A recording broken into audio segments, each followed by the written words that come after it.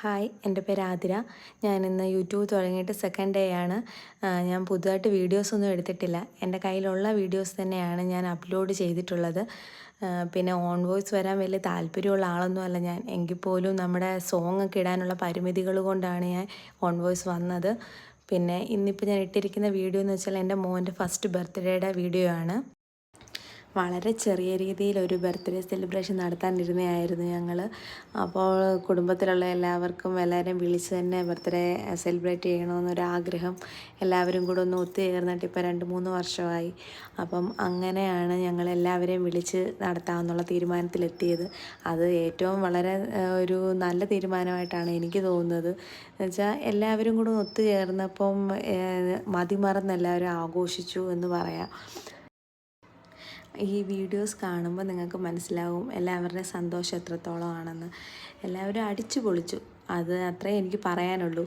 പിന്നെ ഈ വീഡിയോസും ഫോട്ടോസും കാര്യങ്ങളും എല്ലാം എടുത്തു തന്നത് എനിക്ക് എൻ്റെ അനിയന്മാരാണ്.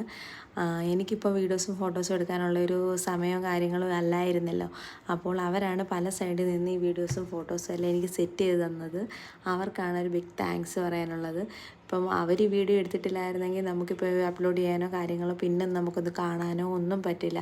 നമ്മുടെ ഓർമ്മയിൽ സൂക്ഷിക്കാൻ പറ്റിയ കുറച്ച് നല്ല നിമിഷങ്ങളായിരുന്നു ഇതെല്ലാം. എനിക്ക് ഒരുപാട് സന്തോഷം തോന്നി.